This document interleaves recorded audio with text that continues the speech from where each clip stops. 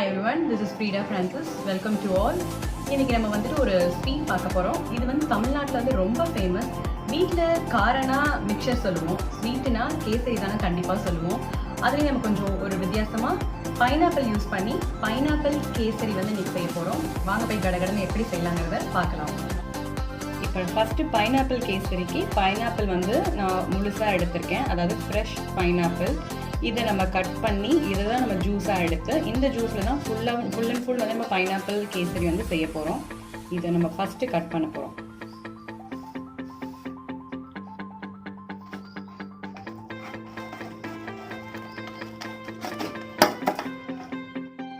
இப்போ நம்ம வந்து பைனாப்பிளை இந்த மாதிரி சிறு சிறு துண்டுகளாக கட் பண்ணிக்கோங்க. கட் பண்ணி இதை ஒரு மிக்சர் ஜாரில் மாற்றி ஜூஸ் வந்து நம்ம எடுத்துடலாம்.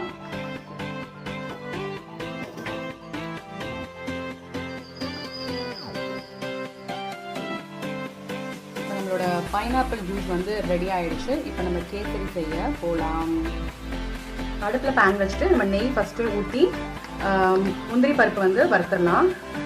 நெய் வந்துட்டு ஒரு 2 டேபிள் ஸ்பூன் போட்டுக்கோங்க.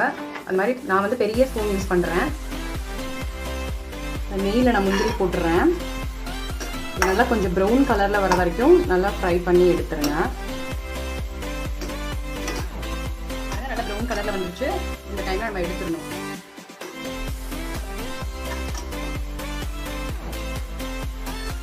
இப்போ வந்துட்டு நான் ரவை வந்து எடுத்திருக்கேன். இது 250 கிராம். இப்போ இதில் நம்ம நெய்யில் வந்து இதையும் ஒரு வறுத்து எடுத்துடலாம். ரவையை நல்லா நெய்யில் வறுத்து எடுக்கும்போது நல்லா இன்னும் கொஞ்சம் நல்லா ஸ்மெல்லாக இருக்கும்.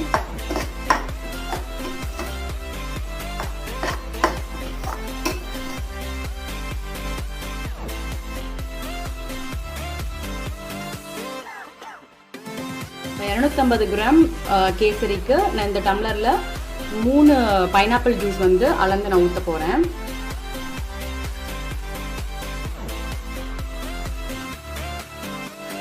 அடுப்பு வந்து இந்த சமயத்தில் சிம்மில் வச்சுக்கோங்க.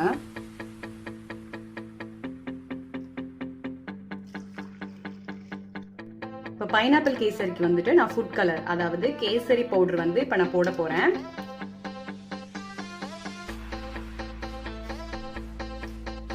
இந்த பைனாப்பிள் ஜூஸோட மிக்ஸ் பண்ணிடுங்க.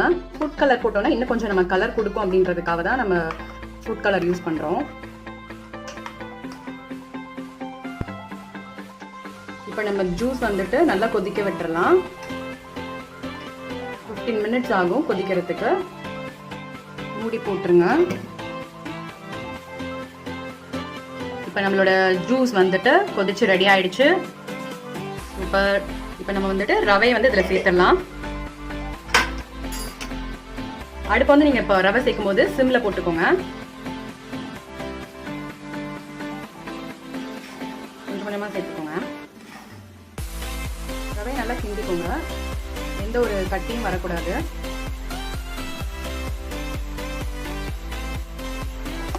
இப்போ பாருங்க, நம்ம பைனாப்பிள் கேசரி அழகாக கிண்டும் போது இவ்வளோ எல்லோ கலரில் தெரியுது. கொஞ்ச நேரம் நம்ம நல்லா கிண்டிட்டு அதுக்கப்புறம் சர்க்கரை வந்து ஆட் பண்ணணும்.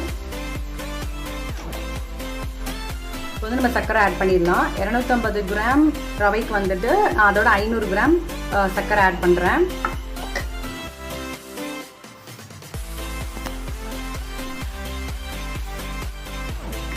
சர்க்கரையோட நல்லா ரவையை மிக்ஸ் பண்ணிக்கோங்க.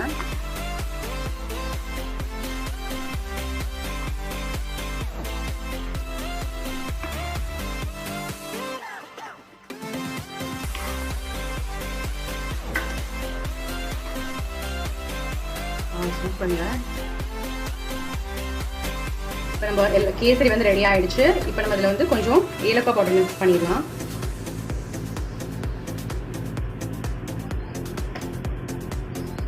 மறுபடியும் நல்லா மிக்ஸ் பண்ணிடுங்க.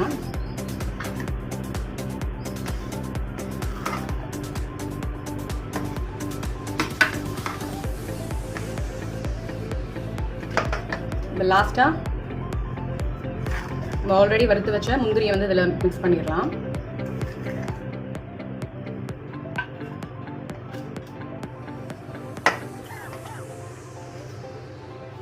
இதோட நான் கொஞ்சம் டூட்டி ஃப்ரூட்டியும் ஆட் பண்ணுறேன்.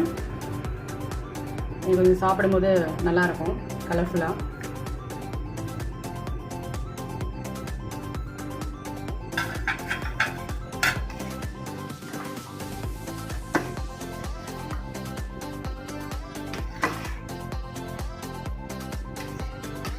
இப்போ நம்மளோட பைனாப்பிள் கேசரி வந்து ரொம்ப அழகாக சுவையாக ரெடி ஆகிடுச்சு. இப்போ நம்ம இதை சாப்பிட போகலாம். இப்போ நம்மளோட சுவையான பைனாப்பிள் கேசரி வந்து ரெடி ஆகிடுச்சு. இதை டேஸ்ட் பண்ணி எப்படி இருக்குன்னு ஒரு ஆள் சொல்ல போகிறாங்க. வாங்க நம்ம போகலாம். இப்போ இவர் தான் டேஸ்ட் பண்ணி எப்படி இருக்குன்னு சொல்ல போகிறாரு. பைனாப்பிள் கேசரி சாப்பிட்டு எப்படி இருக்குன்னு சொல்லணும். ஸோ முந்திரி போட்டிருக்கீங்க. இது என்ன கலர்? அது டூட்டி ஃப்ரூட்டி. ஓகே, சூப்பர் வாசமாக இருக்குது. பைனாப்பிள் வாசம் அப்படியே இருக்குது. ஓகே, டேஸ்ட் பண்ண போகிறேன். டேஸ்ட் பண்ண சீக்கிரமா. வெயிட்.